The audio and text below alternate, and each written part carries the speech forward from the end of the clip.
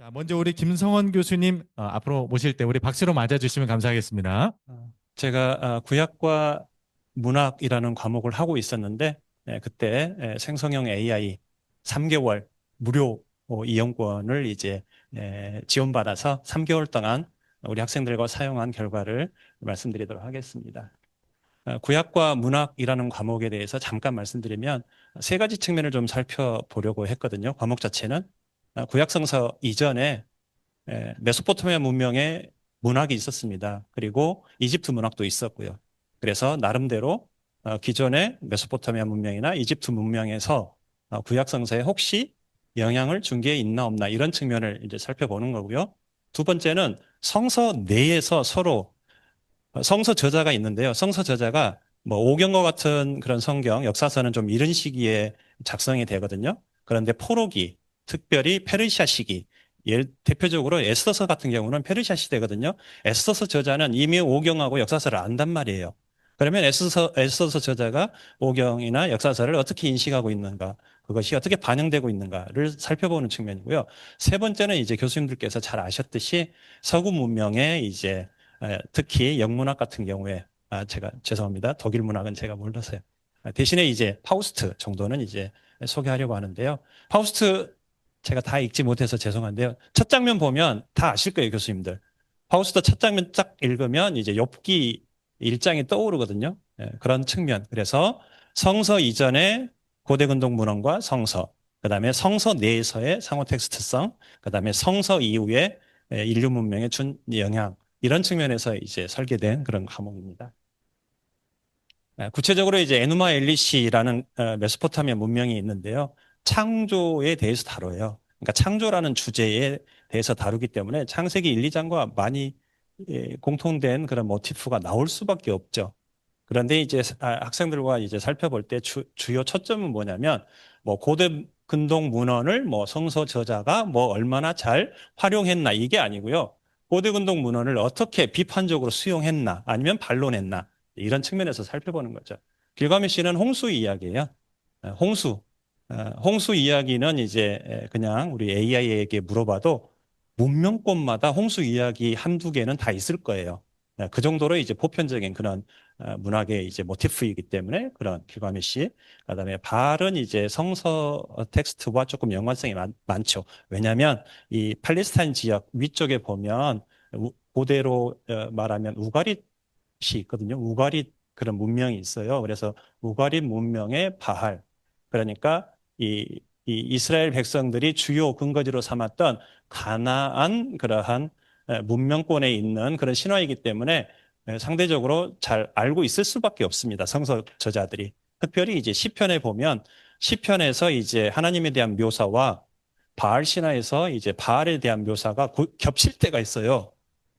구름 타시는 분, 뭐 하늘에 좌정하시는 그런 표현들.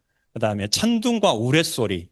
물론 성서에서는 천둥과 우레소리 자체가 어떤 바알 신의 음성이라는 연상을 주지 않아요. 왜냐하면 성서 자체는 유일신 사상을 기본 전제로 하고 있기 때문에 성서는 자연 현상과 하나님의 섭리하심을 완전히 분리한 그런 신앙 체계예요. 그런데 고대 근동의 문헌들은 분리가 안 돼 있죠. 무슨 말이냐면 별의 움직임 자체가 신의 움직임, 그다음에 자연현상 자체가 신의 활동 이렇게 인식을 하기 때문에 그런 공통분모가 나타날 수밖에 없죠. 시편 8편과 욥기 7장은 잘 아시듯이 인간이 무엇이기에 마 에노시 키뭐 이렇게 시작하는 그런 문헌이 있거든요. 그래서 시편 8편은 대표적인 찬양시예요. 찬양시. 그런데 이게 욥기 7장 17절에서 인간이 무엇이기에 하나님께서 신경을 쓰시나요? 라고 불평하는 단락에서 사용되는 거거든요.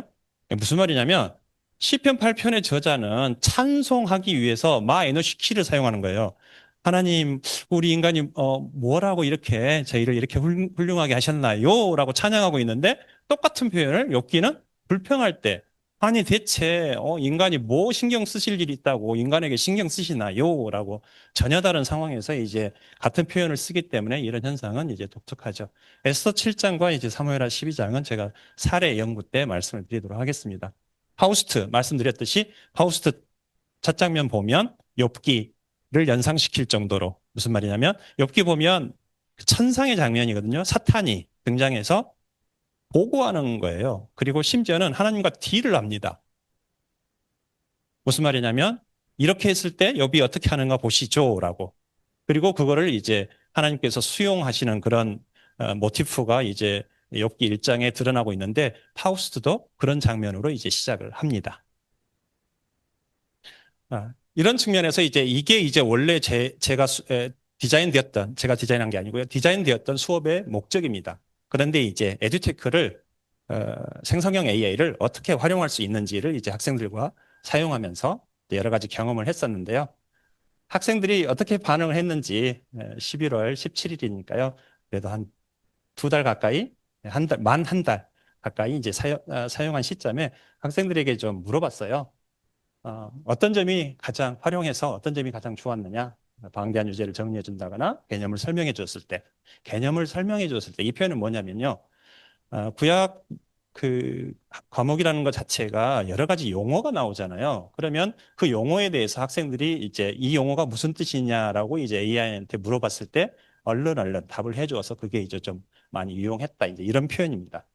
그 다음에 교수님의 질문이나 배운 내용을 다시 그다음 문장이 중요한데요. 개인적인 의문점을 체계적으로 정리하고 질문하고자 할 때 유용했다. 무슨 말이냐면 뭐 제가 뭐 이런 거를 좀 찾아보세요라고 이제 수업 시간에 적극적으로 사용을 하라고 하거든요. 그랬을 때 이제 하는데 이 학생은 이제 거기에 더 나아가서 자기가 질문하고 싶은 게 생긴 거예요. 그런 새롭게 생긴 그런 질문을 던졌을 때 이 정리해서 체계적으로 이제 답을 해주는 거에 유익했다. 뭐 이렇게 답을 했습니다. 그런데 이제 장점만 있는 게 아니죠. 뭐 이거는 이제 대표적인 교수님들께서 우리 모두 다 문제점으로 알고 있는 거죠. 무슨 말이냐면 출처와 근거가 명확하지 않은 자료를 제시하는 경우가 많아 비판적 검토가 필수적이었습니다. 이게 학생의 고백이거든요. 학생들의 대표적인 그런 고백들이에요. 그래서 저는 만족한 게 학생들이 이거를 그냥 믿으면 안 된다라는 이 사실 하나만 알았어도 저는 이 학기에 충분히 교육적인 효과가 있었다라고 생각을 합니다. 두 번째가 더 중요한데요. 교수님께서 의도하시는 신학적, 문학적 깊이가 담긴 답변을 도출하는 데는 명백한 한계가 있었다. 무슨 말이냐면요. 제가 이런 질문을 던져보라고 그랬어요. 학생들에게. 에스더서 7장과 비슷한 구약성경 이야기가 뭐가 있지? 이렇게 막연하게 던지면 얘가 찾는데 힘들어해요. 그런데 조금 더 구체적으로 예를 들어서 교수님들도 한번 넣어보세요. 에스더서 7장의 대화 패턴과 유사한 구약성경의 이야기는 라고 질문을 던지면 얘가 답을 합니다. 그 중에 제가 사용한 대부분의 생성형 AI가 사무엘하 12장을 먼저 답을 하고 두 번째 열왕기하 21장을 또 답을 해요. 근데 제가 원하는 거는 사무엘하 12장이었지 열왕기상 21장은 아니었거든요. 자, 무슨 말이냐면 에스더서 7장의 대화 패턴이에요. 대화 패턴이에요. 패턴과 유사한 게 왜 이게 사무엘하 12장하고 유사하냐면 에스더서 먼저 화자가 어떤 이야기를 합니다. 그 이야기를 듣고 왕이 판단을 내립니다. 그런데 이 판단이 실질적으로는 사형 선고예요. 그 다음에 예를 들어서 이제 다시 화자가 그 대상의 정체성을 이제 드러냅니다. 누군지. 에스더서는 하만입니다. 사무엘서는 나단입니다. 당신이요. 심지어 왕이 이제 그 대상자죠. 여기서 중요한 거는 처음에 이 이야기의 주인공이 숨겨져 있다가 판결 이후에 정체성이 드러나는 장면이거든요. 이게 키포인트거든요. 그런데 그런 모습이 열왕기상 21장은 안 나타나거든요. 전혀 안 나타나거든요. 그래서 제가 생성형 AI한테 질문을 했어요. 내가 볼 때는 이런 이유 때문에 무슨 말이냐면 정체성이 숨겨져 있고 왕의 판결이 내려지고 그 다음에 정체성을 이제 폭로하고 그 다음에 최종적으로 심판을 받고 이런 이야기들이 에스더서 7장과 12장은 유사성이 있는데 열왕기상 21장은 예언자가 하나님께서 이미 그 사실을 아시고 예언자를 통해서 심판의 메시지를 이미 전달을 하시거든요. 심판이 하나님으로부터 이미 내려지거든요. 그리고 왕은 그거를 단지 듣는 거거든요. 그래서 전혀 다르단 말이에요. 그래서 제가 AI한테 다시 물어봤어요. 왜 이거를 비슷하다고 너는 말을 하느냐? 그랬더니 AA 답변은 뭐냐면요. 순서를 관여하지 않는데요. 무슨 말이냐면 주제와 모티브가 비슷하면 비슷하다고 도출을 한다는 거예요. 그런데 제가 질문했던 거는 순서까지도 비슷해야 되잖아요. 그래서 AI가 그런 특성이 있다라는 거를 이번 학기에 알았던 것만 해도 저는 참 유익했다라고 생각을 합니다. 그래서 생성형 AI가 할 수 있는 것이 있고 할 수 없는 것 또는 못하는 것 아니면 잘못한 게 있을 것 같아요. 그랬을 때 그 질문에 그 도출되는 것이 혹시 오류가 있으면 그 오류가 왜 발생하는지, 왜 AI는 이걸 답이라고 제시하는지를 교수자가 알아서 학생들과 같이 그런 것들을 수정해 나가는 것이 AI를 잘 활용하는 그러한 지름길이라고 생각을 합니다. 부족한 저의 사례를 이렇게 경청해 주셔서 너무 감사드립니다. 고맙습니다.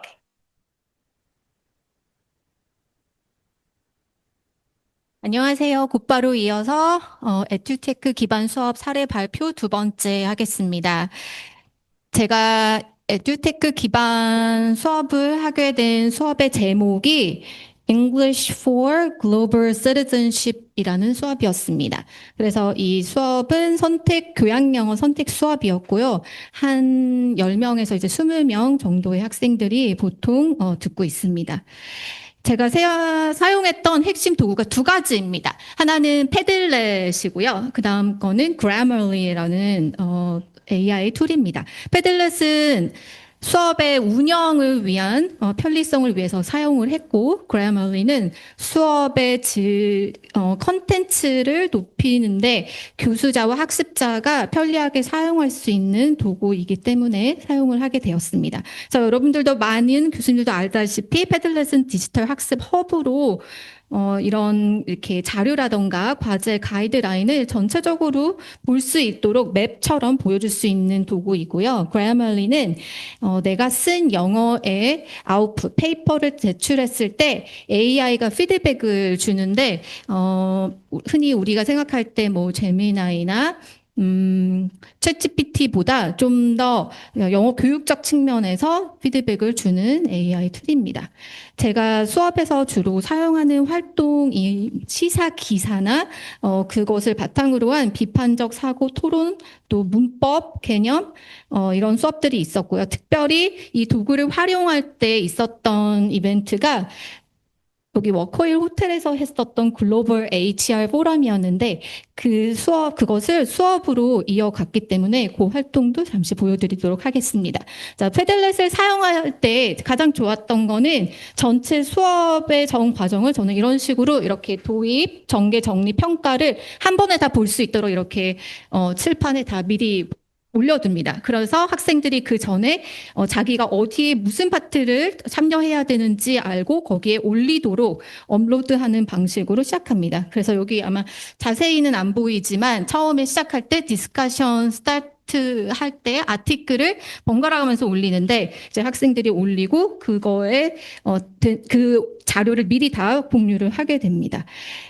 여기 보시면 재미있는 패들렛 사례를 하나 제가 공유를 했는데요. 제가 기말평가 방식을 어떻게 했으면 좋겠는지, 기말고사 뭘로 볼래? 이렇게 물어봤습니다. 평가는 어떻게 하면 좋을까? 그래서 여기 섹션 3에 보면 이제 학생들이 이렇게 올려놓은 thread가 있는데, 그러면 파이널 exam topic 디스커션은 뭘 하면 좋을까요? 뭐 이렇게 이제 올려보라고 했습니다. 그래서 이때는 실명도 있고요. 자기 이름이 올려지지 않고 그냥 편하게 했는데 사실 누가 누군지 다 알 수 있습니다. 닉네임이지만. 그래서 이제 자유롭게 자기의 의견을 올렸고 거기에 찬반 추천 뭐 이런 표시를 해서 학생들의 의견을 종합해서 어떤 걸 원하는지를 알 수가 있었습니다. 자, 그래말리의 경우에는 AI 기반 글쓰기 개선에 피드백을 주는 것인데요. 주로 여기서 볼 수 있는 게 오류 개수, 문장의 명료성, 전환, 그 다음에 뭐 예를 들어서 학생들의 점수가 처음에 몇 점이었는데 이제 어떻게 개선이 되고 있는지 영역별로 다 표시가 됩니다. 그래서 사실상 제가 학생의 20명의 페이퍼를 받으면 그거를 하나하나 일일이 다 체크하는데 굉장히 많은 시간이 소요가 되는데 이것을 활용을 하면은 기본적인 학생의 포트폴리오가 계속 생성이 되어서 트랙을 하기가 굉장히 좋습니다. 그럼 이제 그 학생들이 어떤 오류를 계속해서 범하고 있는지, 어떤 문법 사항을 더 이 학생에게는 가르쳐야 되는지를 커스터마이즈가 가능하기 때문에 인디비주얼 티칭이 용이해지고 있습니다.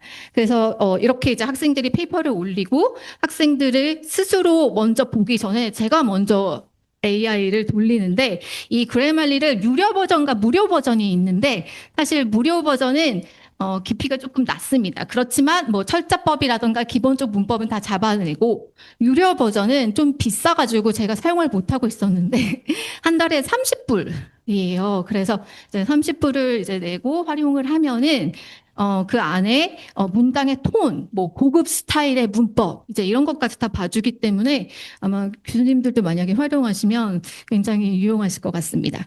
여기 학생들하고 이제 밥도 먹고 차도 마시면서 학생들이 어떤 생각을 가졌는지, 패들렛과 그래머리를 활용하면서 어떤 의견이 있었는지를 들어보았습니다. 자, 이렇게 보면은 긍정적인 효과에 대해서는 이렇게 학생들이 얘기를 했습니다. 패들렛에 대해서는 수업 전체를 한눈에 볼 수 있어서 체계성이 있었고 맵처럼 보여서 좋았다. 그리고 매 시간마다 연속성이 있고 그 전주에 뭐 했는지도 금방 우리가 확인할 수 있기 때문에 단절되지 않고 계속 이어지는 느낌이 좋다. 그리고 편하다. 제가 사실은 구글 클래스룸을 활용을 해서 수업을 진행을 했는데, 이제 그것보다 학생들은 패들렛의 접근성이 훨씬 더 좋기 때문에 더 좋아했습니다.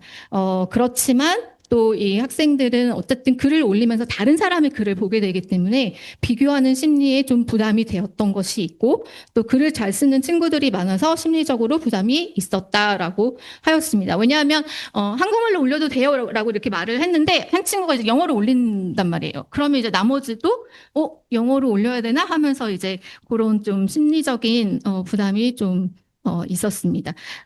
이게 또 그 올리다 보면은 아까 기말평가 뭐 할래라고 이렇게 물어봤을 때, 이제 1학년 학생들이, 뭐, 별거 다 얘기해요. 뭐, 영어 설교하기, 뭐 이렇게 하면은, 이제 4학년들이 딱 때려봐요. 지워. 막 이런 표현이에요. 그러면, 선배님이 이제 얘기하니까, 그렇게 쓴 거에 대해서, 이렇게 살짝 지우기도 하고 좀 그런 푸시가 있습니다. 그래서 이런 부담이 없지 않아 있었다는 거. 그리고 그래말리에 대한 것은 즉시 교정에서 굉장히 좋았고 반복적인 시도이기 때문에 개인적으로 봤을 때는 제가 뭐라고 이렇게 지적하는 것보다는 우리가 그 AI가 나한테 지적한 거에 대해서는 큰 상처를 받지 않잖아요, 교수님들. 그래서 그런 거에 대해서 덜 부담스럽기 때문에 좋았다. 그리고 관사, 전치사 같은 반복되는 실수가 한국 학습자들한테 굉장히 많이 일어나는데 그것도 명확히 알 수 있어서 좋았다라고 하였습니다.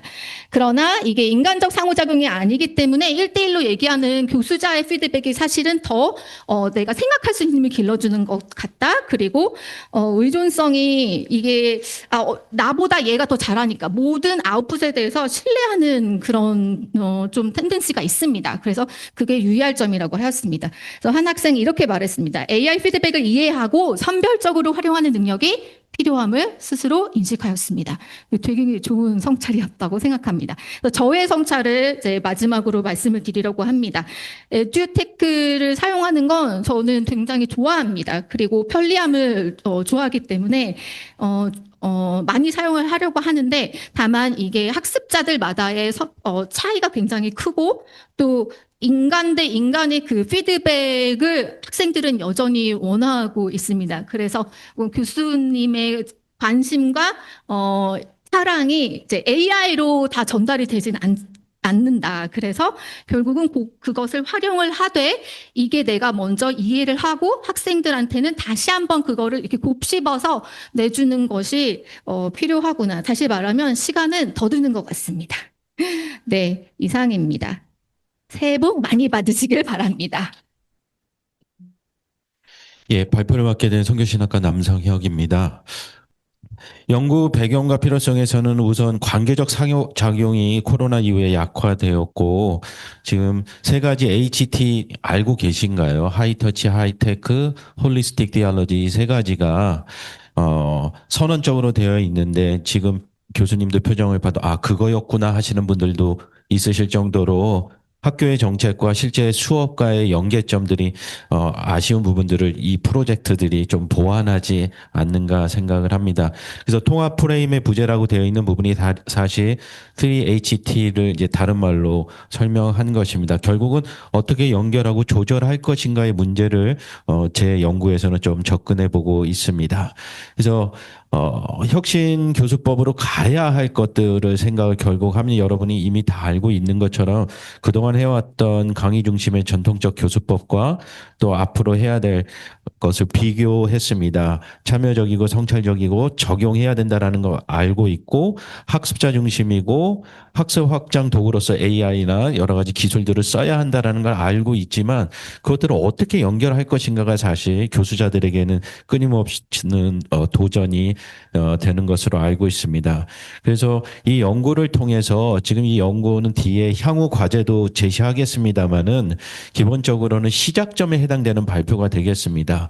듣고 나시면 더 답답하신 게 자연스러운 거니까 그렇게 이해하시고 들어주시면 되겠습니다. 혹시라도 낯서신 분들을 위해서 3HT는 이와 같습니다. 그래서 하이터치, 하이테크, 홀리스틱 디얼러지 이 세 가지 영역이 교육 이념으로 저희 학교에서 제시하고 있고 추구하자고 얘기는 하고 있습니다. 그런데 이런 기존의 교수법의 한계가 뭐가 있느냐? 이 글씨 보시려면 힘드니까 그림으로 보겠습니다.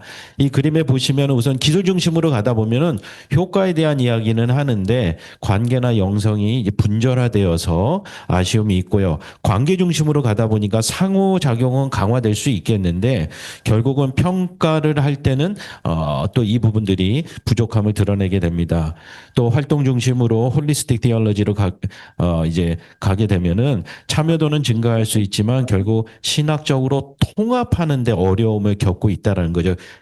각 활동들은 우리가 또 집중할 수 있는 결국은 지금 3HT를 저희가 추구하는 데 있어서 하나의 좀 사각지대라고 생각되는 거 이것들을 어떻게 균형 있게 모아서 우리의 수업에서 적용하고 평가하고 개선할 것인가 그 부분에 대한 질문을 가지게 되었고 제가 이름 붙여놓고도 이게 이해가 될까 싶습니다만 그냥 그런 느낌적인 느낌으로 들으시면 되겠습니다. 관계지능이라고 했는데 결국 3HT를 어떻게 하면 서로 연결하고 조정하고 균형을 맞출 수 있는가를 표현하고자 하는 단어로 RI라는 단어를 썼습니다. 교수학습 상황에서 교수자와 학습자, 학습자 사이의 관계, 또 기술과의 관계, 신학적, 가치적 성찰 요소들을 각각 다루지 않고 상호 연관된 맥락 속에서 어떻게 조정할 것인가를 툴을 제시해야 교수님들이 각 전공에서 강의 계획서를 수업 계획서를 준비하실 때에 객관적인 지표들을 제공할 수 있다라는 측면에서 주제가 되겠습니다. 그래서 도표로 보시면 뭐 이와 같습니다. 계속 반복되는 이야기입니다만 관계적 지능을 통해서 세 가지 HT를 어떻게 하면 조율할 것인가를 고민한 연구입니다. 그래서 관계를 인식하고 조절하고 방향성을 판단하는데 결국은 이 연구에서 집중하는 것은 3HT의 세 가지 요소들이 어떻게 연결되고 조정되고 순환될 것인가 이 실천적인 관점을 우리가 어떻게 풀어갈 것인가 계속해서 문제의식을 가지고 해마다 이제 CQI 이따가도 또 하신다고 하는데 저도 이제 타대학 교목으로 있을 때는 CQI를 매 수업마다 다 기록을 매년 남기도록 되어 있고 앞에서 강의했던 교수자들의 CQI를 보면서 이런 부분이 업데이트되기를 원했구나. 그러면서 저도 이번 학기에 부족한 점들을 거기다 계속 누적치를 쌓아서 결국은 전반적인 균형을 우리 학교에서 추구하는 세 가지 가치에 맞추어서 할 수 있도록 하자. 그것이 이 연구의 기본 매트릭스가 되겠습니다. 그래서 같은 말을 반복하는 부분들은 넘어가겠습니다. 수업을 단계별로 이제 구성하고 이 뒤에 도표를 이 다음 화면에서 보여드리겠습니다만 간략하게 5가지 단계로 구분해 놨습니다. 도입, 탐구, 성찰, 적용, 그리고 다시 피드백을 하는 이 세 가지 다섯 가지 과정을 여러분이 뭐 일일이 다 안 읽어드려도 되겠죠? 여러분 지치실 텐데 각 과정마다 해야 할 것들이 계속해서 순환적으로 작동한다라는 것이 사실 중요합니다. 독립적이지 않고 상호 연결되어 있도록 수업을 준비하고 소통하는 것이 중요하다 하겠습니다. 다시 도표로 이것을 정리하면 학습에 촉점이 있고 교수자가 해야 할 역할이 있고 해야 할 역할들이 있습니다. 이런 식으로 이제 앞으로 계속 이것을 업데이트해 가면서 매트릭스를 만들어 가면은 그것에 맞추어서 이런 부분들을 보완해야겠구나 하는 그 방향성과 그러지 않고 지금까지 개 교수자들이 각자의 노하우와 경험에 따라 누적돼 왔던 거하고는 질적 향상에서 큰 차이를 불러오기 때문에 이 혁신 사업도 하고 있는 것으로 알고 있습니다. 그래서 교수자 역할 부분만 간단히 보면요. 도입 단계에서는 관계를 열 수 있도록 수업 내용을 준비하고 탐구 영역에서는 학생들이 탐구를 할 수 있도록 이제 자료를 준비하고 격려해서 자료를 탐구하게 하고 성찰 단계에서는 학생들 스스로가 할 뿐만이 아니라 교수들이 필수적으로 해야 할 질문들을 제시함으로써 놓치는 부분들을 보완해 주고요.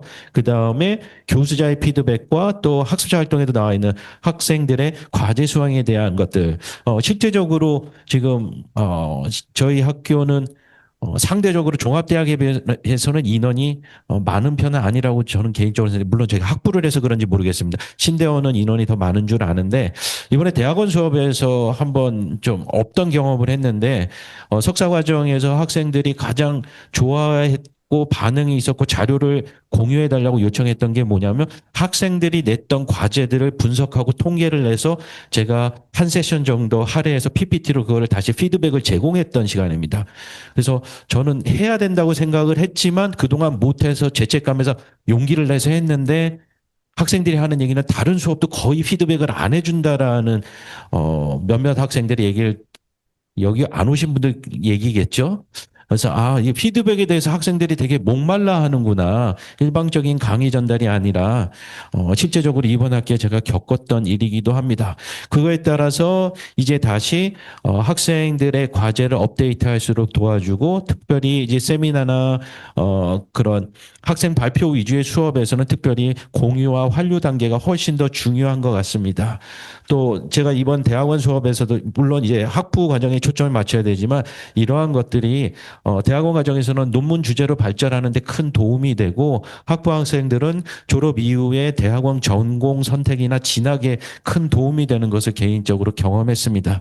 그래서 이런 5단계를 우리가 수업 계획에 녹여내야 하겠습니다. 그걸 다른 도표로 그려내면 이렇게 5가지 단계의 내용들 되겠습니다. 자료집에 다 있으니까 뭐 굳이 반복해서 읽지는 않겠습니다.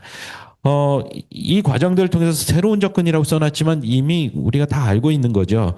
우선 점수 산출이 아닌 학습 과정의 점검과 성찰을 위한 부분으로 발전시켜야 되고 결과물보다는 학생들의 참여, 성찰, 적용의 퀄리티에 더 초점을 맞춰야 되고 그리고 교수자와 학습자가 함께 활용하는 성찰 기준의 공유 언어들이 개발되어야 할 필요들이 있겠습니다. 실제적으로 얼마 전에 여러분 다 성적을 내셨을 텐데 보통 학생들이 성적 이의 제기를 안 하지 않나요? 많이 해봐야 과목의 한 2, 3% 안에서 발생할 거라고 생각을 합니다. 그러나 나머지 97, 8%가 만족하기 때문에 이의 제기를 하는 것이 아니라 학업에 대한 관심이 없거나 아니면 이의 제기를 해도 피드백이 온전히 이루어지지 않는다라는 생각을 해서 그런 통계가 나온다고 생각합니다. 저는 개인적으로 이의 제기가 들어오면 거의 A4 한 장 정도로 답변을 자세하게 써서 보냅니다. 두 번째 이의 제기를 못하도록 막기 위해서 아주 빼곡히 그 사람의 행적을 다 설명해가면서 시험 답안지에 너가 이렇게 썼다라는 설명을 하면 대부분이 감사합니다 하고 끝나더라고요. 그래서 공유 언어, 학생들과 함께 평가뿐만이 아니라 수업 진행에서 같이 공유되는 부분들이 있어야겠습니다.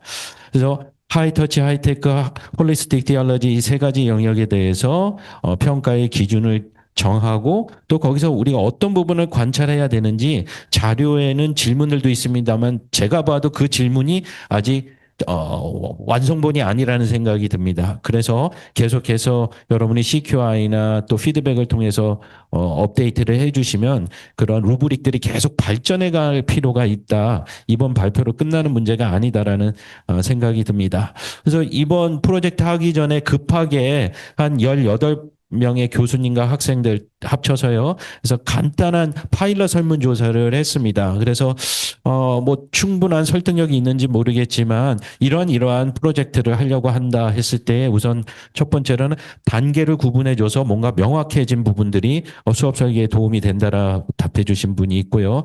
관계 형성을 학습 목표로 명시한 점이 인상적이다. 그래서 균형과 통합에 대한 관심을 보여주셨고요.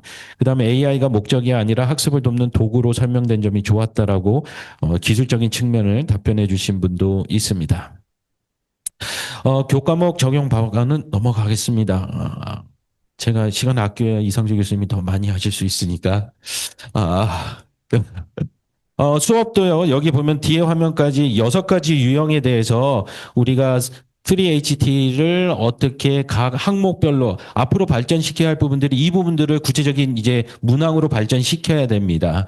그래서 그 기준표들을 가지고 우리가 수업을 계획하고 나중에 평가를 할 때에 개인적인 노하우만 갖고 하는 것이 아니라 기준 도표에 따라서 어떤 부분이 부족했고 어떤 부분이 과했고 이것을 평가하는 것이 결국 관계지능이라는 단어로 제가 표현한 건데요. 이건 읽지는 않겠습니다.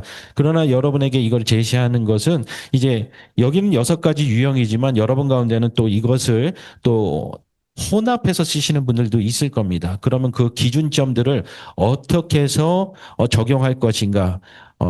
매 학기마다 개인적으로 하시려면 어렵습니다. 그래서 집단지성으로 이 루브릭을 발전시켜서 이 기준에 따라서 평가하면 수업 역량도 더 좋아질 거라고 생각이 됩니다. 그래서 그 루브릭의 질문에 아주 프로토타입은 보고서에는 넣어놨는데요. 그 질문을 여기다 보여드리는 거는 별 의미가 없어서 생략을 했고 그것을 평가하는 이제 채점표를 이제 매우 우수, 기본, 보안 필요 이렇게 되어 있는데요. 항목은 5가지입니다. 3HT와 그 다음에 관계지능 그리고 마지막에 피드백 단계까지 해서 5가지 항목으로 되어 있고요. 이건 프로토타입으로 제시한 거기 때문에 이런 관계성 속에서 계속해서 발전시켜 나가야 됩니다라는 말씀을 드리고 싶습니다. 자, 한계와 과제는 이제 같은 카테고리로 묻고 싶은데요. 이제 시작하는 거기 때문에 앞으로 이제 발전시킬 필요가 있겠습니다.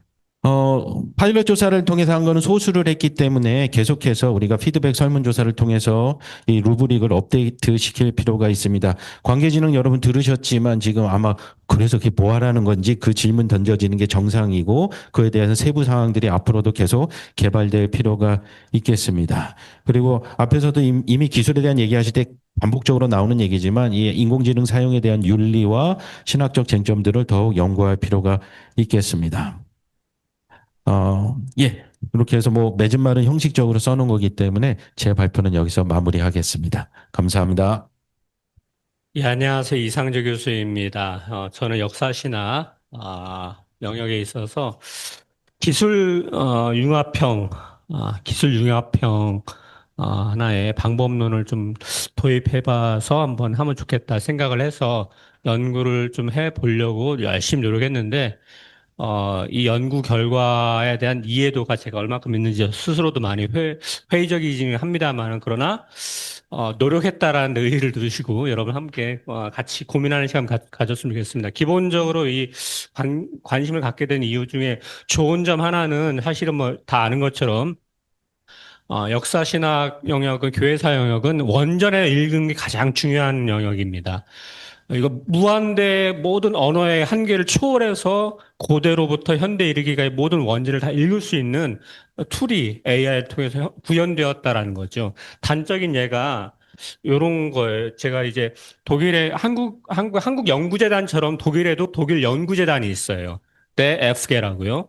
근데 그 독일 연구재단에 2007년에 지원을 받아서 한 중심 어떤 그 연구 센터가 하나의 독일의 텍스트 아카이브를 만들었어요. 만들었는데 이렇게 들어가 보시면은 인터넷 연결되죠. 예. 이게 있어요. 이게 1600년도부터 20세기 초엽까지의 독일어. 그러니까 이 독일은 어떤 독일어냐면은 우리나라 훈민정음, 옛날 프락투어체라고 독일어 옛날 독일어체. 그러니까 그냥 읽어서는 잘 이해가 안 되고 번역이 안 되는 독일어체예요. 근데 요거를 예를 들면 하나 예를 들게. 이걸 다 올려놨는데 17세기 독일어에 이 중에서 여러분이 알만한 요한 아른트 경건주의자이긴 합니다만 요한 아른트의 참된 기독교, 그러니까 진정한 기독교 책 원문이 이렇게 다 올라가 있어요. 올라가는데 포레데 서문을 한번 딱 열어볼게요. 서문을 딱 열면은 여기에 그림, 이게 원판이에요. 이게 원판이에요. 근데 옆에 이걸 그대로 독일어로 이렇게 해놨어요. 클릭도 되고 복사해서 번역하면 번역이 완벽하게 돼요. 제가 처음에 독일에서 공부를 할 때는 우리 이제 안정도 교수님 아시겠지만 요거를 읽어야 됐었어요. 이거를 읽는 방법을 제가 몰라가지고서 독일 친구한테 물어보니까 비슷한 독일어 한번 발음해봐라. 그게 그 단어야. 그러니까 약간의 추론을 곁들이는 해석 방법을 도입해가지고서 17세기의 독일어를 읽고 논문을 쓰는 과정을 겪었죠. 되게 지난한 과정을 겪었습니다. 근데 이거를 1초 만에 클릭을 할 수 있어요.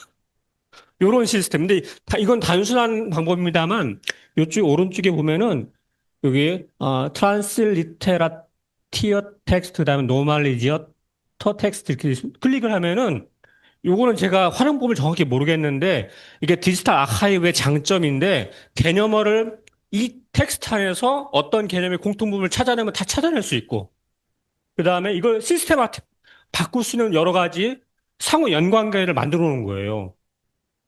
그러니까 요거를 2007년도부터 2024년까지 최종 완결졌어요. 그걸 다 오픈소스로 해버렸어요. 물론 모든 독일어 텍스트가 다 올라가 있지는 않습니다만 제 분야의 텍스트도 연동되어 있어요. 일부분은요. 그러니까 이걸 보면서 이제 언어의 장벽의 한계는 끝났구나. 라는 생각이 드는 거죠. 단적인 예로 저희 석사생 한 명이 라틴어를 전혀 모르는데 헤르만 프랑케의 번역이 안 된 라틴어 원문을 텍스트 삼아서 논문을 쓰겠대요. 근데 쓸 수 있어요. 쓰고 있어요. 잘 써요, 그것도. 그래서 제가 신선한 충격을 받으면서 언어의 장벽은 끝났다. 이게 장점이죠. 근데 단점이 또 있습니다. 단점. 근데 저의 개인적인 가장 고민되는 지점은 역사신학자로서 뭐냐면은 뭐 환각이야 일반적인 건 다 있습니다만은 기본적으로 피상적인 수업이 되지 않나. 제가 90년대 초에 철학을 공부할 때 플라톤 원전을 교수님하고 읽을 때 교수님이 원전 책을 캐비넷 이렇게 잠금을 열어가지고서 꺼내서 보여줬어요. 플라톤 원전 전집을 감춰서 이렇게 꺼내서 보여줬다는 이야기예요. 오픈소스라 지금은 이런데. 근데 그 당시에는 그 한 텍스트 읽을 때도 떠듬떠듬 읽으면서 3시간 씨름하면서 에스틴, 헬라 에스틴의 의미가 어떤 의미인지를 막 대화하면서 의미 파악을 하고 뭐 우리 안영 교수님도 알고 계시면 어떤 개념을 이해하기 위해서 엄청난 대화와 씨름하면서 어떤 걸 해석해내는 과정이 있었는데 의미가 없어졌어요, 지금은. 그잖아요. 근데 단점은 뭐냐면은 성찰이 안 돼요. 이게 저한테는 역사신학자로서 가장 큰 고민인 지점인 거예요. 그 친구가 석사 논문을 쓰는 친구가 과연 이 친구가 본문에 대한 깊이 있는 이해를 하고 있을까? 뿐만 아니라 일반 수업 가운데서 학생들이 이걸 정말 제대로 하고 있을까?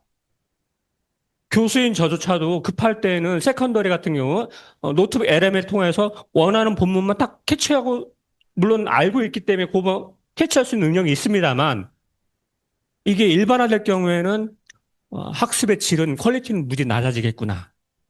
이런 저의 고민 지점 속에서 이걸 어떻게 보완할 수 있을까? 이거는 뭐 다 하셨던 건 뭐 경고하는 거 넘기겠습니다. 하이터치, 하이텍, 하이테올로지도 역시 넘기겠습니다. 이 지점을 어떻게 극복할 수 있을까? 제가 생각한 방법은 사실은 텍스트 볼트하고 전자서가를 만들어 보자. 이 전자서가는 폐쇄형이에요. 오픈형이 아니에요. 무슨 말인가 일단 그 얘기를 잠깐 먼저 할게요. 전자서가를 어떻게 구축하나? 제가 할 수 있는 방법, 제 능력치에서 할 수 있는 방법, 두 가지 방법을 제가 생각했습니다. 하나는, 잘 아는 노트북 LM입니다. 뭐, 잘 아시는 것처럼 노트북 LM 통하면은 여기다가 소스를 올리면은, 나름대로, 이 소스는 제가 일단은 뭐 1차 자료 소스를 올리기도 하고, 세컨드를 올리기도 하고, 뭐, 깔뱅의 기독교 강의 원전을 올리기도 하고, 영어 번역, 라틴어 번역도 올릴 수 있습니다만, 라틴어 번역 원전 PDF 전체를 올리기가 좀 찾기가 쉽지 않아서 올려서 나름대로 할 수 있고, 여기에 원전 찾은 방법도 있고 하는데, 저는 노트북 LM에 개인적으로 약간 좀 아쉬운 점이 뭐가 있냐면은, 각 원전마다 시스테마틱하게 비교가 좀 잘 안 돼. 이렇게 일렬로 이렇게 나온다는 단점이 있어요. 저한테는 단점으로 다가왔어요. 그래서 노트북 LM보다는 저는 그래서 다른 방식을 취해야겠다. 그래서, 두 번째 방법이 GPT를 통한, 폐쇄형, 전자서관을 한번 만들어 봐야겠다. 전자서관을 어떻게 만드냐면은요, 이 전자서관은 제가 올려드린 자료에 40페이지에 방법을 해놨어요. 39페이지 맨 밑에서 했는데, 요 GPT 탐색이라는 데 들어가가지고서 여기에서 만들기로 들어가는 거예요. 어쨌든 간에 그거는 제가 만들어 놓은 게 있으니까 딱 만들어 놓으면은 이 안에다가 여기서 GPT 편집을 들어가요. 들어가면은 여기에서 구성이라는 데로 클릭을 해야 돼요. 그러면 이름을 뭐 제가 나름대로 개혁교회 정규분리라는 걸로 놓고 설명을 폐쇄형 코퍼스라고. 코퍼스도 맨 처음에 무슨 말인지 몰라가고 찾아보면 코르푸스 라틴어더라고요. 그러니까 이게 너무 간단한 건데 그 다음에 지침을 정확히 넣어야 돼요. 어떻게 넣냐? 너는 역사신학 전용 AI 튜터야. 업로드된 파일의 근거에서만 답변해. 답변 시에 반드시 문헌명과 쪽수를 표기하고 외부 인터넷 정보는 사용하지 마. 그 다음에 범위 제한도 제공된 파일에 없는 내용은 모른다고 답하거나 파일 내 유사 내용만을 찾아라. 나 출처 강제. 모든 문장 끝에는 반드시 파일명 쪽수를 표기하라. 그 다음에 원문 충실성. 현대적 해석보다 원문의 단어와 논리를 우선하여 인용하라. 지침을 그러니까 제한하는 거예요. 그리고서 파일을 업로드했는데 이거의 GPT의 단점은 20개의 파일만 올릴 수 있어요. 그래서 수업을 차수를 바꿀 때마다 새로운 소스를 넣고 뺄 수는 있어요. 그러니까 그런 방식으로 해야 되겠구나라는 거죠. 이렇게 해서 딱 치면은 이 안에서 막 검색을 하니까 환각작용은 없어요. 그 근거를 대라고 하면 반드시 돼요. 또 근거를 본인이 안 되기도 해요. 사실은 너 대라고 했잖아. 다시 넣어보니까 막 되고 있어. 그때서야 막. 양아 조금 그러면서 이제 시스테마틱하게 비교도 하기도 하고 그러니까 그런 면에서는 노트북 LM보다는 제가 원하는 답변들을 훨씬 더 찾을 수 있겠구나. 요걸 학생들과 잘 활용하면은 조금 더 능동적으로 수업에 1차 자료에 대한 이해도를 높이는 방법을 활용할 수 있겠구나라는 생각은 들더라고요, 솔직히요. 그런 방식으로 한번 폐쇄형 코퍼스를 만들고 방법 같은 경우는 이제 뭐 나머지는 이제 그렇게 거기에 따라서 이제 AI 코파일럿이란 질문도 하고 이런 모든 내용들을 사실은 교수가 많이 알고 있어야 되겠고 요거를 조직적으로 어떻게 구성 단계를 치밀하게 세워야지 되는구나라는 것을 연구하면서 결과물을 쓰면서 깊이 깨달았습니다. 그래서 교수가 너무 힘들겠다. 근데 이렇게 하면은 하나의 텍스트만이 아니라 1차 자료, 그러니까 2차 자료 말고 1차 자료에 있어서 first 텍스트만이 아니라 다른 1차 자료를 꽤 많이 한 클래스에서 한 학기 안에 소화할 수 있는 계기는 되겠다 싶은 거예요. 학생들하고 1차 자료 읽는 게 쉽지가 않은 현실이다 보니까 또 그냥 읽어라면 애들이 다 그냥 클릭해가지고 번역만 해서 그냥 발표하면은 이 친구가 이걸 알고 있는지에 대한 회의가 들잖아요. 저는 들거든요. 약간 그래서 그런 면에서 이제 사례로서 저는 미국 교회사나 장로교회사에서 하면 어떨까요? 자료를 해서 이제 이건 넘기고서 이거는 루브릭 같은 경우는 평가 체계니까 예를 들면은 우수 같은 경우는 정확한 출처를 포함한 논증을 하고 있는지 보통은 일부만 하는지 미흡은 출처 없는 개인 주장 이렇게 평가 체계를 구분하면은 훨씬 더 시간 다 된다고 해서 예, 나름대로 이렇게 진행하면 좋겠다 생각이 듭니다. 뭐 넘길게요. 마지막으로만 얘기하겠습니다. 준비하고서 결과물을 만들면서 가장 큰 난점과 고민이라는 지점 뭐냐면 저한테는 교수가 너무 많은 거를 준비해야 된다. 아, 내가 해놓고 내가 이거 소화 못 하겠구나. 얼마큼 소화할 수 있을까요? 근데, 또 리플렉션 해보니까 장점 가운데 하나는 1차 자료를 학생들이 최대치로 읽을 수 있는 한번 내가 힘껏 한번 노력하면 어느 정도, 퍼펙트하지 않더라도 어느 정도 달성을 할 수 있겠다. 아, 이런 하면서 한번 준비해 봤습니다. 마치겠습니다. 수고하셨습니다. 네, 안녕하세요. 교양학 조스틴입니다. 어, 저는 현장 연계형과 관련해서, 그러니까 저희가 이 혁신교수법을 하면서 5가지 종류로 이제 5명의 교수가 나눠서 연구를 했거든요. 근데 제가 맡은 분야는 현장 연계형입니다. 아무래도 제가 방송 현장에 한 20년 있었다 보니까 이거를 좀 가장 잘 연구할 수 있을 것 같아서 공모를 했었고요. 뭘 도대체 연구를 하느냐라고 물어보시는 분들이 많았거든요. 사실 그 현장과 관련해서는 이미 현장 연계에서 하는 수업들을 많이 하고 계시잖아요.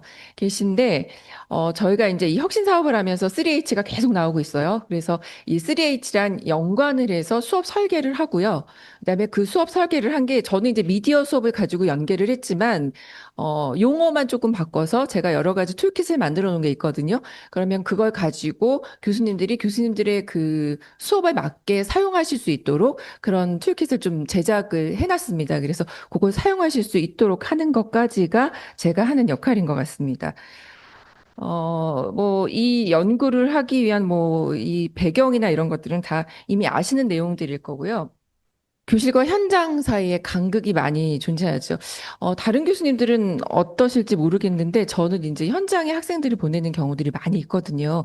그러다 보니까 교실 중심의 학습과 현장의 실질적인 변화는 많이 차이가 좀 존재하고 있습니다. 그 간극을 잇는 게 그 현장 연계형 모델, 제가 연구한 모델인 거고요. 어, 현장이라고 하면 저에게는 이제 방송 미디어 관련된 그런 현장일 거고 교수님들을 또 교회도 될 수 있을 거고요. 기관도 될 수 있을 거고요. 그래서 이제 제가 그 수업과 관련해서 제공하는 그런 툴킷을 보면 용어만 조금 바꾸셔서 교회에서나 기관의 학생들을 보내실 때 활용을 하시면 되는 그런 것들이 마련이 돼 있습니다. 여러 가지 이제 저희가 보고서를 40장을 썼거든요. 40장을 썼는데 여러 가지 뭐 선행 연구도 했고 이론적인 배경도 있고 그런데 중요한 건 요것만 좀 기억을 하시면 좋겠습니다. 이 혁신 교수법이라는 건 단일 활동이나 수업 이벤트가 아닙니다. 그러니까 예를 들어, 내 수업에서도 현장에 계신 분 한번 불러다가 특강시켰는데 이게 아닌 거고요. 이런 단일 활동이나 수업 이벤트가 아니라 학습 목표를 달성하기 위해서 학습의 그 경험을 구조화하는 그런 학습 설계 관점을 포함한다. 이게 혁신교수법이다라고 이해를 좀 해주시면 좋을 것 같고요. 이 경험이라는 건 그냥 한번 현장에 나가봤어요. 견학도 많이 가잖아요. 저도 학생들 데리고 방송국 견학도 많이 갔었는데 견학 한번 가고 하는 그 경험 자체가 학습인 게 아니고 경험을 성찰하고 그걸 개념화하고요. 또 적용하는 그 순환 속에서 의미화할 때 이게 학습으로 전환된다라는 이 2가지 배경만 조금 이해하시고 들어주시면 좋을 것 같습니다. 그래서 이제 우리 혁신 사업에서 3가지 핵심 계속 3H 나오죠. 이제 3H가 뭔지 아시죠? 네. 모르시는 눈치인데요. 이 3H를 계속해서 여기 인격적 상호작용, 그다음에 디지털 기반을 어떻게 활용할 것인가, 그다음에 경공과 학문의 통합은 어떻게 이루어질 것인가. 이 3가지를 여기에 이제 반영을 해서 수업 설계도 하고 진행을 하게 되는 겁니다. 그래서 함께 성장하는 3자 협력, 그러니까 저는 이제 현장에 학생들을 보내니까 교수자가 있을 거고요. 그다음에 이제 학생이 있을 거고요. 그다음에 현장 멘토가 있죠. 이 3자의 협력 체계로 이루어지는데 이 혁신 교수법에서는 교수자가 그냥 단순히 지식을 전달하는 것만 아니라 이 학생들의 학습 경험을 설계하고 코칭하는 거. 까지를 의미하거든요. 그래서 그런 의미의 교수자, 그다음에 학생, 그리고 현장 멘토. 이게 긴밀하게 연결되는 그런 설계를 이루어집니다. 그래서 4단계 과정의 순환 과정으로 이루어지거든요. 이 수업이 현장의 문제나 수요를 먼저 진단을 해야 되고요. 그래서 사실은 현장을 발굴하는 것도 되게 이게 다 이제 사실 교수자가 해야 될 일이거든요. 아까 이상조 교수님도 말씀하셨는데 이걸 쭉 연구하다 보니까 사실 제가 할 일이 훨씬 더 많아지고 세밀해지더라고요. 그럼에도 불구하고 하나 이렇게 세팅을 좀 해놓으면 이후에 좀 편해지겠다라는 생각이 들었거든요. 그리고 기획 설계를 하고 실행 제작하고 성찰, 공유, 확산하는 요 모든 순환 과정으로 이루어진다라는 겁니다. 그래서 이 네 단계별로 그 네 단계마다 다 3H가 들어가는 거예요. 그래서 하이터치는 어떻게, 하이테크는 어떻게 이용할 것이며 또 홀리스틱 시어리는 어떻게 이거를 활용할 것이며 이런 것들이 이제 각각의 단계에서 다 들어갈 수 있도록 설계를 해야 된다라는 겁니다. 조금 쉽게 설명하면 제 수업에서 이제 제가 이 처음에 공부했을 때 컨텐츠 기획 및 제작이라는 수업이 있거든요. 그래서 이 수업의 사례를 가지고 설명을 좀 해드리겠습니다. 15주간의 수업이 있습니다. 제가 이제 이 수업을 2019년부터 쭉 진행을 하고 있는데요. 현장하고 연계를 해서 학생들, 그러니까 특강도 듣지만 그 현장에 계신 멘토들, 그러니까 뭐 PD나 카메라맨들 이런 분들이죠. 이런 분들이 오셔서 4주간을 같이 수업을 하는 형태로 사실은 그동안 했었거든요. 근데 이제 와가지고 그냥 하는데 끝나지 않고 이 혁신 사업으로 들어가게 되면 처음부터 끝까지 현장 멘토와 함께 학습을 설계하는 과정부터 들어갑니다. 그래서 여기 쭉 순서를 보시면 되겠는데 조금 더 쉽게 설명해 드리면 이거는 이제 제가 컨텐츠 기획 및 제작 수업을 하는 수업 계획서인데요. 15주에 그동안 했었던 거거든요. 왼쪽에 있는 게. 그런데 이게 이제 혁신 사업으로 들어가서 3H가 들어가며 각각 매주 3H를 어떻게 좀 실현할 것인가를 고민하게 되더라고요. 그래서 첫 주는 어떤 것들을 같이 하고 어떤 것들을 활용하게 하고 그래서 굉장히 수업이 더 구체적이고 세밀하게 좀 설계가 된다라는 거를, 이걸 하면서 저도 느꼈습니다. 그래서 이런 것들을 수업에 하나하나 1주차부터 15주차까지 다 3H가 들어갈 수 있도록 설계를 하고 있습니다. 그래서 이게 단순한 모델을 넘어서 여기서 끝나는 게 아니라 이제 적용 가능한 툴킷을 이번에 만들었습니다. 그러니까 뭐 수업 설계, 가이드라인이라든가 평가 루브릭, 아까도 말씀하셨지만, 그다음에 현장 협력할 때 어떤 식으로 접근해서 어떻게 하면 좋은지, 이런 거, 그다음에 윤리적인 것도 사실 문제가 되잖아요. AI를 쓰다 보면. 그래서 이런 것들에 대한 윤리 가이드, 이런 것들도 지금, 그 40장 만든 보고서에 보면 뒤에 부록에 있거든요. 그래서 한번 참고해 보시면 좋을 것 같습니다. 또 한 가지 사례는 미디어 트랙에서는 방학 기간 동안 제가 이제 콘텐츠 기업 수업도 하지만 방학 동안은 학생들의 인턴십 프로그램을 하거든요. 그래서 방학마다 방송사에 학생들을 보내고 있습니다.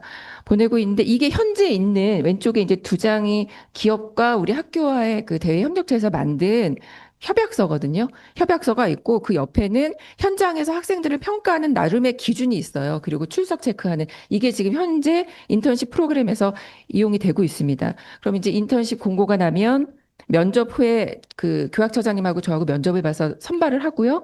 그리고 협약서를 체결하고 학생을 제가 나가기 전에 이제 사회생활을 하게 되는 거니까 학생을 교육을 해서 보냅니다. 교육을 하고 8주간의 인턴십이 시작이 되면 이제 오늘부터 CGN 또 학생이 한 명 인턴십 시작을 했거든요. 인턴십이 시작하면 제가 중간쯤 한 4주 정도 지난 다음에 그 현장에 찾아갑니다. 찾아가서 그 담당자들 만나서 피드백도 듣고 학생들도 밥도 사주고 하면서 격려해주고 오는 그런 시간이 있거든요. 그리고 끝나면 종료 후에 평가 보고서 피드백을 합니다. 그래서 사실 이게 지금 어느 정도 진행은 되고 있는데 이게 혁신 사업으로 들어오면은요 더 세밀해지는 거죠. 협약서도 더 자세해지는 거고요. 여기에 3H가 어떻게 들어갈 것인지 이런 것들을 요번에 이제 개발을 해서 부록에 넣었다는 말씀입니다. 그래서 지금보다는 더 구체적이고 자세하게, 그다음에 이 3H에서 중요한 건 공동선을 어떻게 실현할 수 있는가 학생들이 수업 과정 중에서 이것도 굉장히 중요한 내용 중에 하나거든요. 이런 것들도 조금 더 세밀하게 저희가 분석을 할 수 있을 것 같습니다. 그래서 이렇게 하고 있고요. 그래서 모든 교원들을 위해서 지원 도구, 그러니까 그 현장 연계형 운영 툴킷을 제공을 합니다. 수업 전 단계에서는 점검을 어떻게 하면 좋을지, 그 다음에 수업 운영 단계에서는 뭐 수집 동의서 이런 것도 다 받아야 되고 하니까요. 그다음에 피드백 양식도 있어야 되고요. 그러니까 요번에 이걸 만들었거든요. 그래서 수업 운영 단계에서는 이렇게 하면 되고, 그다음에 수업 평가 단계에서는 어떻게 하면 좋을지. 그래서 이번 저희 연구에서는 이런 것들을 만들었는데 사실 이게 완성된 건 아니고요. 같이 아까도 말씀하셨지만 발전해 나가야 되는 거고요. 그다음에 또 이건 미디어 수업에 관련된 거기 때문에 다른 교수님들도 용어를 조금 언어를 그 수업만의 언어로 바꾸셔서 요거를 활용하시면 된다라는 겁니다. 그래서 이렇게 이용을 하시면 될 것 같고요. 그러면 어떤 측정을 할 수 있을까? 최종 결과물뿐만 아니라 제가 보통 이 수업을 하면 학생들에게 아까 콘텐츠 기획 수업을 하면은요, 개인 채널을 만들게 합니다. 그래서 개인 채널을 만들어서 프로그램을 하나 제작해서 업로드 하고요.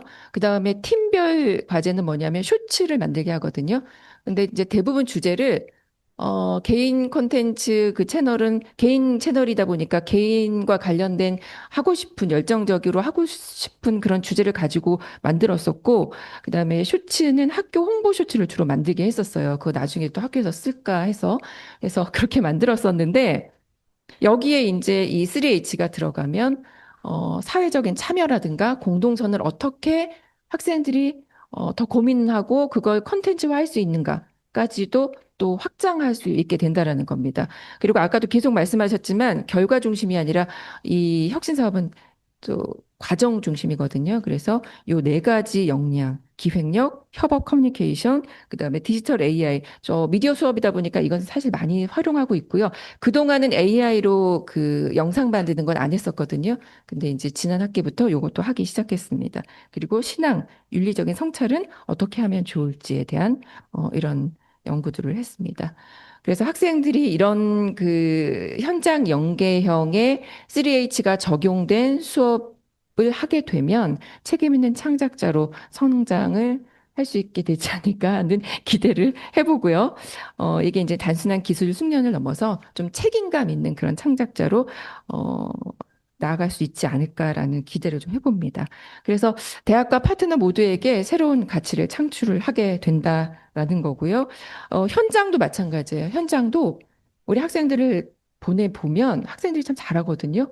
그리고 종교 관련된 미디어다 보니까 신학생들을 굉장히 선호해요. 그동안 일반대 나온 학생들을 써봤더니 신학생들이 훨씬 더 좋더라. 왜냐하면 내용이 그런 신학적인 내용들이 들어갈 수 있으니까. 그래서 현장에서도 굉장히 유익해집니다. 그래서 이 교육 혁신 다음 단계로는 이게 이제 확산되는 게 이번 연구에서는 파일럿 운영해서 효과 검증하게 되고 그 다음부터 중장기 과제로는 이제 현장 파트너십도 체결하고 공동선을 어떻게 또 평가를 할 것인가, 그다음에 다른 교과에서는 어떻게 확장돼서 이걸 활용할 수 있을까에 대해서 계속해서 연구를 해 가면 될 것 같습니다. 그래서 다음 단계를 향한 로드맵까지 말씀을 드리고요. 현장 연계형은요, 혁신 교수법의 한 모델이기도 하죠. 하지만 학생들에게는 새로운 진로와 연결될 수 있는 모델이기도 합니다. 그래서 굉장히 중요합니다. 사진 조금 몇 개 보여드리고 끝날 텐데요. 우리 아이들이 현장에서 꿈을 진짜 찾고 있습니다. CBS 김현정의 뉴스쇼 조연출 겸 작가, 광장 작가. 여기 지금 김현정 씨하고 우리 학생입니다. 아는 얼굴도 나올 거예요. 며칠 전에 김현정 씨가 전화 왔어요. 이 친구가 기교과 학생인데 아들 삼고 싶대요. 너무 일을 잘해서. 그래서 이렇게 학생들이 나가서 일을 하고 있고요. CGN은 방학 인턴십을 지금 계속해서 5년째 보내고 있거든요. 그중에서 3명이 직원으로 채용이 됐습니다. 그래서 이렇게 활동을 하고 있고요. 그다음에 CTS TV에도 지금 조연출로 PD로 2명이 나가 있습니다. 그리고 KBS 개콘 작가, 그다음에 쌤과 함께 리서처 보내고 있는데요. 혹시 개콘 방청 원하시면 말씀해 주세요. 바로 들어가실 수 있습니다. VIP 자리로. 그래서 지금 이 학생들이 이렇게 가서 하고 있고요. 오른쪽 이 여학생은 리서처로 제가 1년 KBS 보냈었거든요. 근데 가서 꿈을 갖게 됐어요. 그래서 스스로 나와서 EBS랑 뉴시스에서 이번에 바로 조금 전에 인턴 기자로도 활약을 했습니다. 그래서 학생들이 굉장히 열심히 하고 있습니다. 극동방송도 제가 이렇게 학생들 데려가서 견학을 했지만 일회성이었지만 이게 후속으로 이어져서 지금 학생들이 가서 일을 하고 있거든요. 그래서 학생들의 이 현장 연계형은 진료와도 연계된 거기 때문에 앞으로도 이건 조금 더 발전시킬 필요가 있고요. 그리고 잘하고 있습니다. 우리 학생들이. 그래서 학교에서 조금 더 관심을 가져주시고 그리고 지원도 조금 해주시면 감사하겠습니다. 또 지금 사진 보여드린 이 학생들이 현장 멘토가 따로 있는 게 아니죠. 선배로서 또 현장 멘토로서 현장 연계형 이 수업 혁신 사업을 더 발전시켜 나갈 수 있는 인재들인 거거든요. 그래서 많이 응원해 주시기 바랍니다. 14분 40초 만에 마치겠습니다. 감사합니다. 네, 안녕하세요. 학술연구처 양정호입니다. 제가 준비한 내용은 마음으로 배우는 신학이라는 제목을 가진 혁신 교육 수업 방법론이고요. 전공은 역사 신학이지만 커리큘럼에 그리고 교육 혁신에 관심을 갖게 된 것은 벌써 4년 전에 고원석 교수님과 함께 커리큘럼, 그러니까 모듈형 융복합 커리큘럼 과정에 대해서 함께 연구하고 발표하면서 그리고 또 저희 셋째가 장신대 입학하면서 우리 아들이 장신대에 있는 동안 이런 수업을 좀 받으면 좋겠다. 학부형의 마음을 담아서 아빠의 마음을 담아서 연구를 진행해 봤습니다. 제목은 마음으로 배우는 신학 수업이고요. 앞서 조수진 교수님께서 언급하셨던 우리 학교 혁신 사업 5가지 유형 가운데 제가 선택한 유형은 체화 실천형입니다. 앞에 조금 더 이제 수식어가 붙는데요. 기술 융합 시대의 체화 실천형 혁신 교수법 제안입니다. 우리는 교육 패러다임의 전환기 한가운데 서 있죠. 실제 이제 보고서 첫 페이지인데요. 2025년도 OECD에서 발표한 트렌드 쉐이핑 에듀케이션 보고서입니다. 이 보고서를 한번 훑어보니까요. 이런 내용이 기록되어 있더라고요. 디지털화, 개인화, 그리고 사회 정서적 역량의 중요성이 오늘날 우리가 관심 갖고 다루어야 할 교육의 영역들이다. 이렇게 얘기하고 있어요. 그러면서 어떤 진단을 하냐면 전통적인 지식 전달 중심의 교육 모델은 더 이상 유효하지 않다고 하는 거죠. 새로운 시대가 요구하는 새로운 어떤 능력, 역량을 길러낼 수 있는 혁신적인 접근 방법이 필요하다고 OECD 교육보고서가 진단하고 있습니다. 그래서 이제 우리는 이런 질문을 하게 되죠. 무엇을 가르쳐야 되냐? 어떻게 가르쳐야 되냐 하는 질문입니다. 여러분들이 교수님들께서 경험하시는 대로 지난 1년간 AI가 우리 일상으로 또 수업 속으로 강의실 속으로 엄청난 속도로 들어왔죠. AI의 발전과 사회 변화는 인문학 교육의 근본적인 질문을 던지고 있습니다. 교수가 말해야 할 수업 시간에 다루어야 할 모든 내용들을 학생들은 AI와 대화하면서 정보를 습득하고 있거든요. 과연 지식을 전달한다는 게 의미가 있을까 하는 질문을 교수자로서는 하게 됩니다. 다른 말로 바꿔보면 지식 전달 중심의 전통적 교육 방식은 한계에 직면했다고 말할 수 있는 거죠. 그러다 보니 단순한 정보 전달을 넘어서 학습자의 전인격적인 참여를 이끌어내는 그런 교육 혁신이 시급한 과제라고 할 수 있는 것이죠.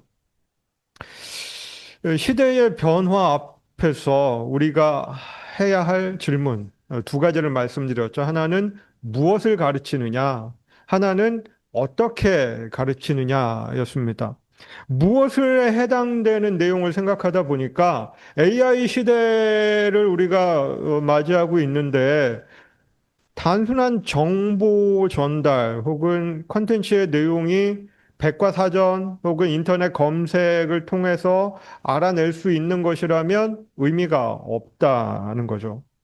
그래서 실제로 우리가 수업 시간에 학생들에게 길러주어야 할 역량은 정보 습득 역량이 아니고 비판적 지혜 혹은 공감 능력, 창의적 통합 능력을 길러줄 수 있는 그런 수업 모델을 우리가 개발해야 되겠다 하는 겁니다. 그럼 어떻게 가르칠 거냐 하는 질문 앞에서 이미 뇌과학자들이 2007년에 발표한 논문 제목인데요. USC, 그러니까 LA에 있는 USC, 서든 캘리포니아 유니버시티의 유명한 두 학자가 있는데, 메리 헬렌 임모르디오 양이라는 여성 학자하고 안토니오 다마지오라고 하는 이제 남성 학자, 이 두 사람이 협업을 해가지고 논문을 작성했는데요. 그 논문 제목이 바로 요겁니다. 나오네요. 우리는 느끼고 고로 배운다. We feel, therefore we learn이라는 제목의 논문이에요. 그러니까 이 논문의 핵심은 뭐냐면요. 감정이 이성적 판단의 장애물이 아니라 오히려 깊은 학습과 장기 기억을 위한 필수 관문이다. 이게 이제 논문의 핵심 주제입니다. 그러니까 결국 우리가 어떻게 가르치냐라고 할 때 감정이라고 하는 부분을 학습의 한 요소로 포함시켜 가지고 강의 혹은 수업을 진행해야 한다고 하는 것을 이 두 학자가 논문을 통해서 제시하고 있습니다. 그런데 우리의 신학 교육은요, 이미 여러 교수님들 앞에서 언급하신 것처럼 지식 따로, 실천 따로, 영성 따로, 이렇게 따로따로 이제 분절화되어 있는 것을 우리가 경험하고 있고요. 또 현대 신학 교육에 대해서 에드워드 팔리라고 한 학자가 지적한 내용이 있죠. 분절되어 있다. 지식의 분절, 이론과 실천의 분리, 지성과 영성의 분리를 에드워드 팔리가 지적하고 있습니다. 이러한 분절은 신학 지식이 학생들의 삶과 신앙 공동체에 온전히 통합되지 못하는 결과를 낳았죠. 오전에 시무식 혹은 이제 신년 감사 예배 참석하신 분들은 고용수 전 총장님께서 말씀하셨던 신년 덕담 가운데 머리와 가슴을 분리해서 얘기하신 이야기를 기억하실 겁니다. 머리의 지식이 가슴으로 내려오기까지 70년이 걸렸다고 고백하셨거든요. 근데 저는 거기서 이제 하나의 문제 제기를 합니다. 그러면 머리에서 가슴으로 내려오면 끝인가? 마음 아파할 수 있어요. 공감할 수 있습니다. 그런데 내 일이 아니라고 생각하고 손을 움직이지 않고 발을 움직이지 않으면 변화는 없다는 거죠. 그래서 저는 머리와 가슴과 손이 함께 움직일 수 있도록 하는 전인적인 신학 교육이 없을까라는 고민을 하면서 이 수업 모델을 설계했습니다. 말하자면 우리는 이제 머리로는 지적 이해와 개념적 지식을 받아들였고요. 가슴으로는 정서적 공감과 감성적 참여를 해야 된다고 강조했고요. 또 손으로는 실천적 적용과 삶의 표현이 된다라고 말은 했지만 실제로 수업 안에서는 이것이 통합적으로 이루어지지는 않고 있었다 하는데 문제의식을 가졌습니다. 전통적 교육은 이 세 가지 요소를 분리해서 가르침으로써 지식이 삶과 유리되는 결과를 가져왔죠. 그러나 진정한 지혜는 이 세 가지 요소를 통합하는 데 있다고 생각을 합니다. 그래서 우리 학교에서는 3HT, 아까 조수진 교수님이 3H라고 말씀하셨는데요. 3HT입니다. 정확하게 표현하면. 3HT, 또 반복해서 말씀드리면, 하이테크, 하이터치, 테크홀리스틱 디알로지, 세 가지를 이제 3HT라고 해서 우리 학교에서 제시하고 있는 교육 혁신 방안 혹은 방향입니다. 이미 학교에서 이런 좋은 모델을 제시해 주셨기 때문에 그러면 저는 교수 학습 개발, 커리큘럼을 개발하는 입장에서 이 3HT를 어떻게 수업 현장에서 구현해낼 수 있느냐를 고민을 했는데요. 그 고민한 결과가 3H입니다. 그래서 이제 3H와 3HT를 구분하자고 말씀드린 건데요.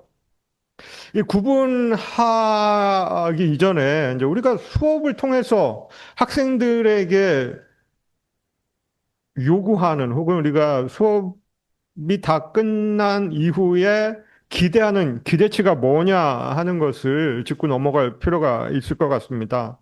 머리만 사용하는 거 아니고요. 가슴으로 느끼기만 하는 것도 아니고 현장에 참여하는 것만도 아닌 머리와 가슴과 손이 함께 유기적으로 연합해서 지성과 감성과 실천이 유기적으로 연결되는 총체적인 경험을 수업 시간에 경험하도록 하자 하는 것이 목표였습니다. 그래서 3HT를 이제 제 말로 바꾼 것이 3H입니다. 그래서 하이테크는 헤드가 그러니까 머리가 이해할 수 있도록 도와주는 역할을 하는 건데요. 이미 이상조 교수님 이제 시연하신 그 내용입니다. AI가 번역, 디지털 주해 등 기술을 활용해서 난해한 원전 텍스트의 진입 장벽을 낮춰주고 지적 호기심을 자극할 수 있도록 하는 거죠. 그러니까 하이테크를 헤드하고 연결시키고요.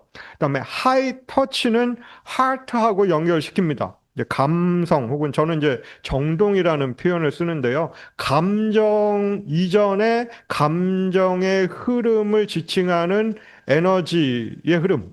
이걸 이제 정동이라고 표현하는 거거든요. 그래서 이 텍스트를 읽어냄으로써 뭔가 내 안에서 감정적인 에너지가 움직인다라고 하는 것을 포착하도록 도와주는 거죠. 그래서 그 감정이 공감으로 전환되고 확인될 수 있도록 교수자가 안내를 해주는 게 필요합니다. 그 다음 텍 홀리스틱 디알로지는 핸드로 표현해 봤는데요. 이것은 기록하고 표현하는 겁니다.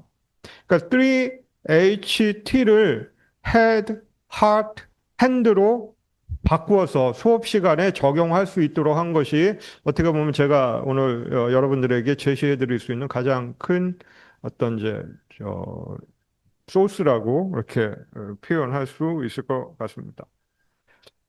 네, 넘어가면요. 그래서 저는 이러한 이제 개념을 가지고 수업 시간에 한번 적용해 봤습니다. 연구 목표는요. 전통적인 인지 중심의 신학 세미나를 넘어서 감정 신학에 기반한 정동 참여형 교수법 모델을 개발하고 그 효과를 검증하는 것인데요.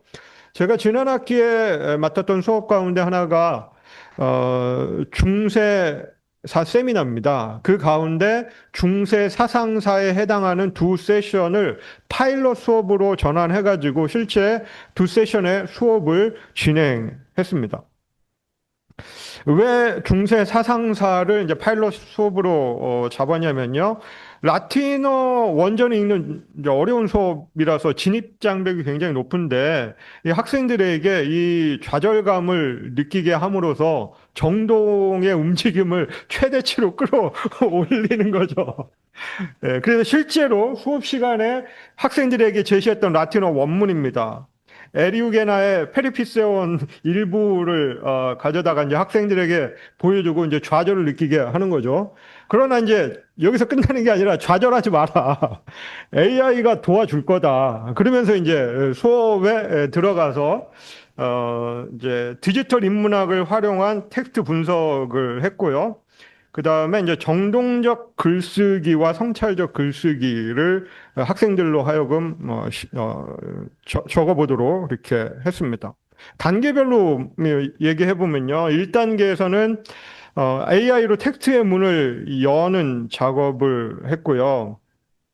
2단계에서는 그 문장의 내용을 이제 이미 라틴어에서 영어와 한글로 번역된, 그리고 제가 설명해 준 그 내용을 기반으로 이 문장을 읽을 때 느낀 느낌을 한번 적어봐라, 이렇게 얘기를 했습니다.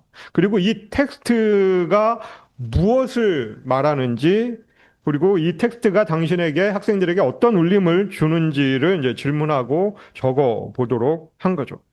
3단계에서는 이제 손으로 자신만의 언어로 뭔가 이제 만들어내는 거예요. 신학적 저널링이라고 할 수 있는 어떤 그 글쓰기를 하는 거죠. 그래서 학생들이 이 수업을 통해서 실제로 기록해 본 결과, 고전 텍스트와 AI를 만나게 함으로써 진입장벽을 낮추고 정동적 토론을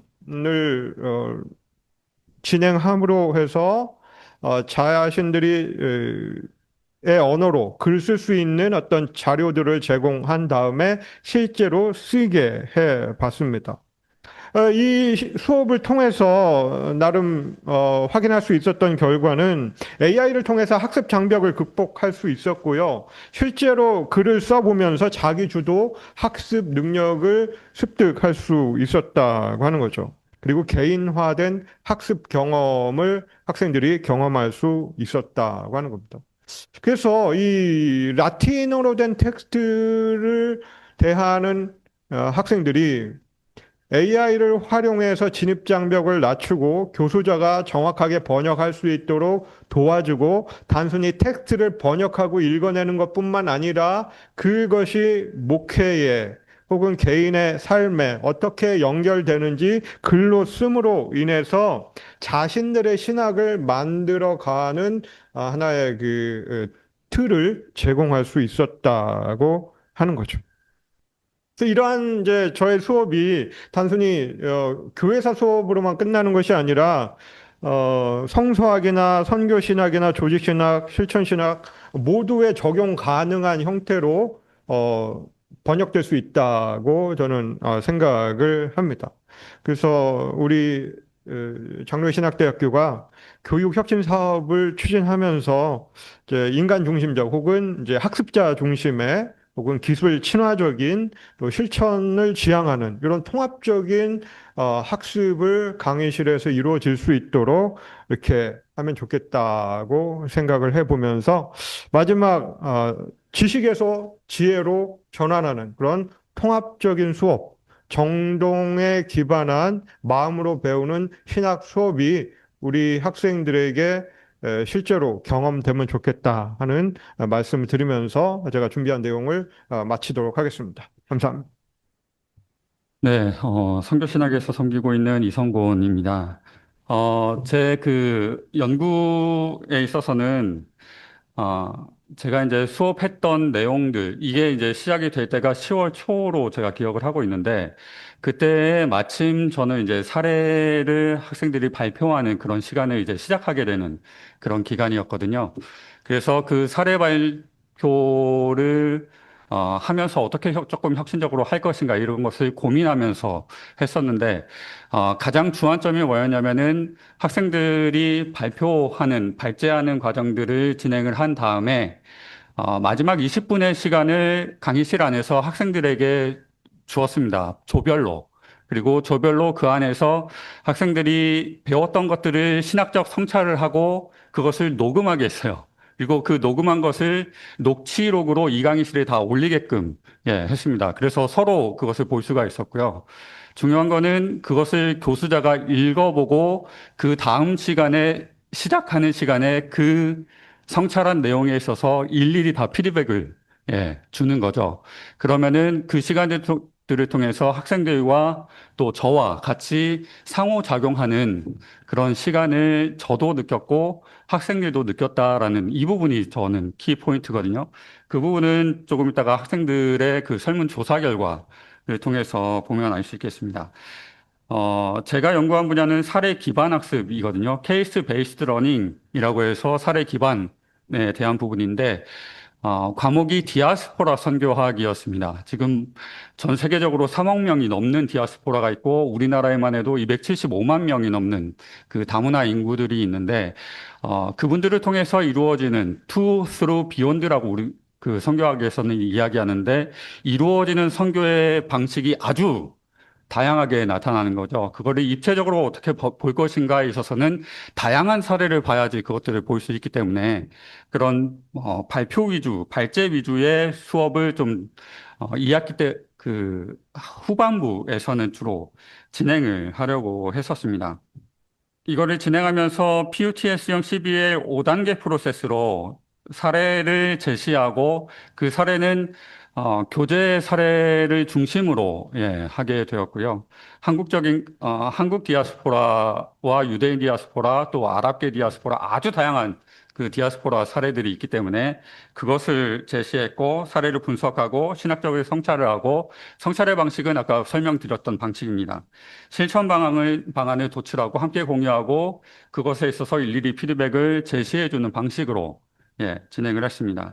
거기에 맞는 3HT를 어떻게 도입할 것인가에 대한 부분을 통합형으로 지금 제시한 부분인데요. 각 단계별로 하이터치, 하이테크, 홀리스틱 시올로지를 어떻게 적용할 것인가 이 부분을 했습니다. 특별히 다른 부분은 조금 생략하더라도 신학적인 성찰 부분에 있어서는 함께 심층적으로 토론하고 멘토링하는 이 과정이 학생들에게 있어서는 상당히 중요한 부분인 것 같아요. 우리가 지금 보고서들 많이 받으시는데 보고서의 내용이 예전보다 상당히 수준이 높아졌잖아요.